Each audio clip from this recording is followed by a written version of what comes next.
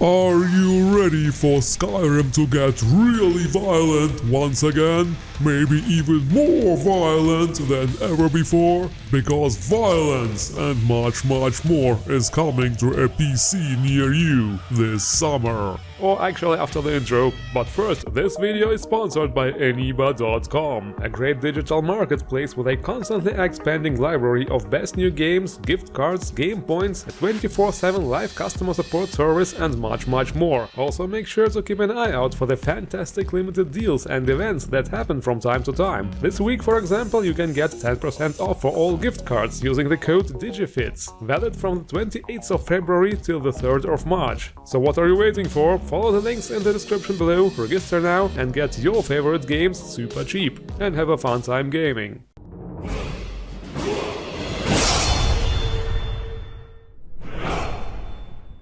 Yeah, so in this episode of Skyrim Mods and More, we finally have a worthy successor to the previous peak violence mod, Maximum Carnage! However, we do not want to overwhelm you with all that new brutality all at once, so let's start with a couple of chill and simple mods, like for example Lightened Skyrim, a mod that promises free FPS. Who does not want those, right? Well, this is actually an upgraded version of the Lightened Skyrim mod that came out a few years ago and was reviewed in episode 36. And the main difference in this base object swapper version is that there is no ASP and no active cell modifications. So in other words, there will be no conflicts. Anyway, what do the FPS have to say to all this? Yeah, that's, maybe this is just not a good place to test this. Let's try this somewhere else. Ah, there we go, see? Now it's 60, mod works. But seriously, why are there so many trees everywhere? I bet this is the problem. I mean, 30 is fine, right? Oh look, there's a fox. Fox in 30 FPS. Very cool. Anyway, another interesting mod is Subtitles. But Ikari, I hear you say, don't we already have subtitles in Skyrim? No, not like those, we haven't. These subtitles are from planet Omicron 6 and are constantly on fire. Well, no, not really, but them are many. There are many of them, because in the vanilla game only subtitles of one actor can be displayed at a time, whoever yells the loudest or however the game decides this, I don't know. But with this mod, when you walk through the crowded streets of Whiterun, for example, well, this is another mod that somehow did not work on my Nulvus installation for some reason. Maybe there is some kind of interface mod that interferes with it. On my own mod list it worked without problems. How about this? An invasion of Nazeems, a true horror from the Cloud District. By default, this mod displays a max of 4 subtitles at once, but you can change this in the ini file. You can also enable different colored subtitles, for example, and in the future some even more complicated features are planned. So yeah, it's definitely a very nice mod for example, when you have several really chatty followers with you. And also, somehow later it started working on my Nulvus build too. Sometimes it can take a while for mods to start showing their effects on huge mod lists. Maybe this was the case here too. Another interesting display-related mod is the modern wait menu. Here they decided to go with this circular fashion for the wait menu, like it is the case in many modern games. It will obviously also show you the date and everything too. They even added this weather indicator. It will basically show the weather changes in real time as you wait. Also, the maximum amount of time you can wait is set to 24 hours here. In Genshin Impact, for example, it is possible to spin further and wait even more than 24 hours. But whatever, it's a pretty cool alternative to the other wait menu mods we already have. But okay, now that we had a nice warm-up session, I think it's time for the extremely brutal mod. Okay, let me change into my brutal getup real quick. For Dismembering Framework, a mod that allows you to not simply defeat your opponents, but literally let them rest in pieces. You can cut off heads, you can cut off arms, you can cut off arms, you can cut off Okay, somehow it is also supposed to be possible to cut off legs. I saw it on the mod page, but somehow even if I try to manually aim for the legs, it's not working. Maybe my character is just not into this whole feet thing, I don't know. Ah, there we go, my very own first severed foot. I'm going to put it in a display case later. Funnily enough, it is even possible to sever limbs outside of combat, pretty much like in Fallout, it just takes a bit longer. There is actually an elaborate MCM menu and you can set the dismemberment chance and also this slow motion effect to 100%, but somehow it still only happens sometimes. It's probably like with the kill moves and needs to be in a proper angle and elevation. Anyway, what else do we got? Huh? What do you mean that's all? What about cutting people in half, making heads explode and all that? Oh, well... Okay, fellas, it looks like this mod is actually fairly limited to maximum carnage. So I guess we could call it minimum carnage. For Dismembering Framework there is no cutting creatures like Chorus into pieces, for example. There are 2 asset packs you can download, one for the humans and one for creatures, but the creatures pack only has humanoids like Draugrs and Falmer, so basically it's the same cut off heads, cut off arms and cut off legs game for them too. Of course you can use this mod alongside Maximum Carnage, this is also what I am doing here. The author actually says it is not recommended because there might be effect delays and bugs. Personally I have not encountered anything like it, but maybe this is for example why the 100% setting didn't work properly, but one way or another this is definitely the more fun gaming experience. Anyway, another really cool gameplay mod we gonna check out is NPCs Take Cover. This mod is actually way more interesting than its name suggests. It actually introduces sort of a new combat mechanic for NPCs. In Skyrim, pathfinding has always been a strong topic, since NPCs can only move along nav-meshed surfaces. In other words, it has always been possible to trick enemies by climbing onto a rock or some other not nav-meshed object and just shoot them from up there, as long as they are not ranged. But not anymore. Now your enemies will be smarter. They are evolving. Well, kinda. They will try. They will even try to mock you with the funny dialogue lines and gestures. Stop that! The enemies will try to break your line of sight, hide behind objects and also possibly flank you. It can still look very funny sometimes, but be patient. It is a Bethesda game after all, it's trying its best. Besides, we are not done with gameplay, because from the modders who brought us the awesome Climb Anywhere mod comes the next mind-breaking game mechanic, the slope animations. No, not slopes, slopes! As in hills, mountains and stairs too actually, basically all kinds of elevation. For all that, there will be specific animations that should trigger automatically. It's a similar idea as the slowdown in the Wade in Water mod, and honestly it's amazing how well it works. The animations are so subtle that you barely even notice them at first, and they do add a lot of realism. It feels like playing an actual AAA game all of a sudden. It obviously also works for the NPCs too. It's awesome to see them actually interact with the stairs, so to say. Well, I noticed it sometimes does trigger with a slight delay. I assume it's actually a hardware limitation, since it only happens in crowded cities. Will probably also depend on how many custom animations are going on at the same time. But one way or another, it's always amazing what modders manage to squeeze out of this game's prehistoric engine. And we are going to continue with more animated stuff, although now it's time for objects. Animated ships, for example.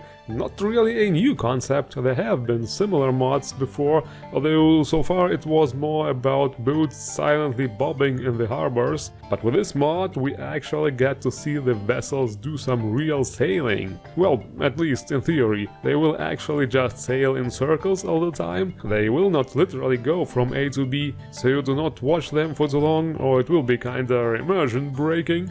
But still, this is some achievement over here. The boats will have people traveling on them, and you can catch a ride too actually. We are almost reaching Assassin's Creed standards here, except in Assassin's Creed you can kick the people in the nuts and take the boats for yourself to travel around and stuff. Here you cannot. Well, I mean, there is this, of course, so you can kick them in the nuts. However, the NPCs here are very persistent. They are actually coded to instantly respawn to their initial position on the boat, or at least they will try to do so. Yeah, and the boats are unfortunately not drivable, but still. Besides, we also have the animated Carriages mod. Aside from the fact that Maik seems to be appreciating the massacre from earlier, this mod actually adds carriages that do go from A to B. They transport various passengers and theoretically you can ride along too. I said theoretically. Come on, let me in on that thing already. What, I cannot even sit here? Not very customer friendly? Think you might be in the wrong place, friend. Yeah, I get that feeling too somehow. Obviously, those carriages are only for aesthetic purposes. There are other mods that will let you actually ride the carriages and use them as a form of transportation, and for what this mod does, it certainly does it well enough. Next, we are going to take a look at a couple of graphical improvement mods. To be precise, the mod series by Kittytail. That's really an amazing mod collection with mods to, for example, improve different elemental effects like frost, fire and electro spells, including some sophisticated techniques like gradient and shading, refraction, light warping, adding new meshes and whatnot. I don't even know what half of that means, but it looks impressive, that's for sure. And it does not stop there. There are also mods to improve other similar effects, like for example candle flame effects, the different dragon breath effects, the effects from healing spells and so on. And if that is not enough for you, there are even a bunch of mods that add completely new types of very cool sounding and looking magic. Check this out: Ancient Blood magic, Frostbitten Dream magic, Dark Hierophant magic. I hope I am even pronouncing it right. This one, for example, includes 10 light and shadow based spells. Very powerful magic meant to stagger your opponents and deal damage to health, magicka and stamina at the same time. Spells with fittingly cool names like Grand Cross, Penance or Retribution. And let me tell you, somehow playing around with this, I accidentally turned into Virgil.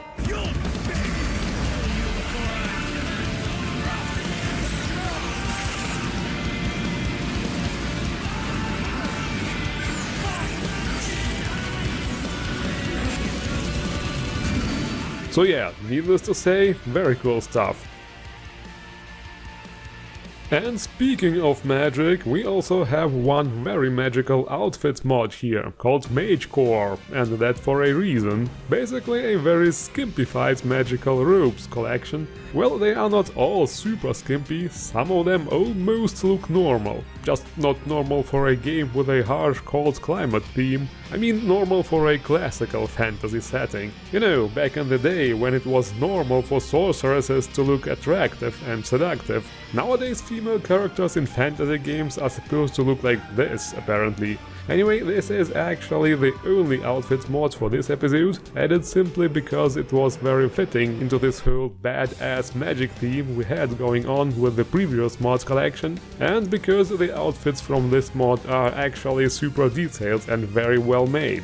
The SMP physics are pretty much on all parts, even the heads. Lots of attention to detail obviously, with fitting decorations like spell tombs and potions you can equip separately, and overall just very pleasing to the eye, of course. This mod obviously got tons of endorsements and all that, so yeah, it's definitely something worth checking out.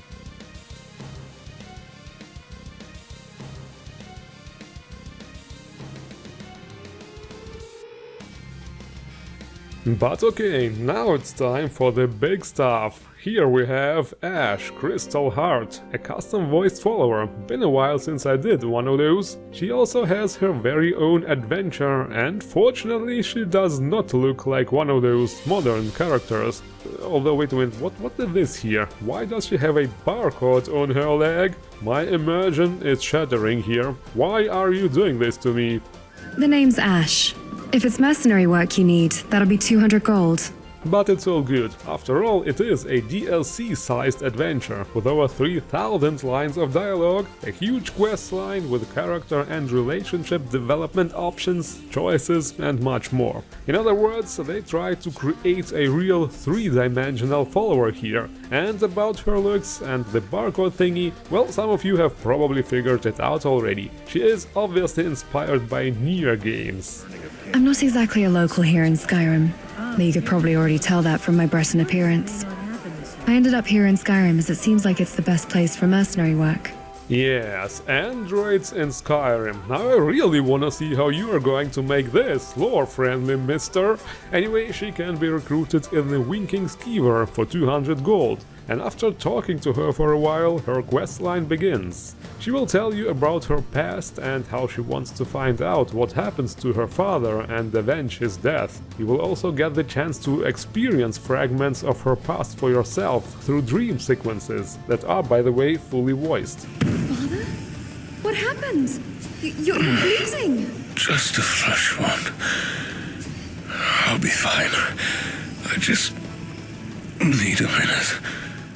It does not take long to notice the quality of this mod. The quests are intriguing and progress in an engaging manner. The voice acting is noticeably top-notch, and Ashe as a follower is also really fleshed out. The first noticeable thing is that she comes with a variety of unique animations that make her stand out from regular NPCs. So obviously don't forget to run Nemesis after installing this mod. And then there are also lots of extra options, like being able to teach her new spells. She can help you with taking care of your gear in the field too, or discuss combat tactics and so on, and all that with fitting immersive dialogue lines. So overall a very good follower/quest mod, definitely one of the most fleshed out and deep followers available. And another quest mod worth taking a look at is Face Sculptor Expanded. It's not really a quest mod in a traditional way, more like an overhaul of the Face Sculptor character located in the Ragged Flagon. I've not always been a ragged beggar. I learned my art from the masters of the art of flesh sculpture.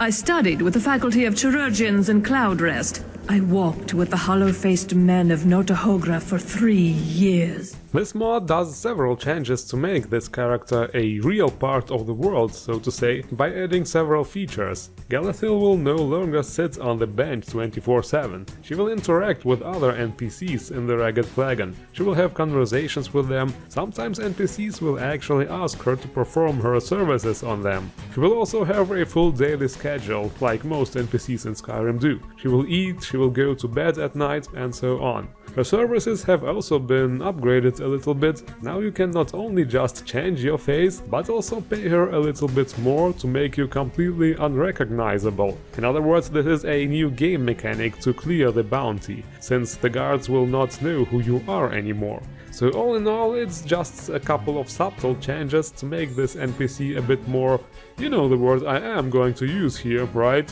Immersive.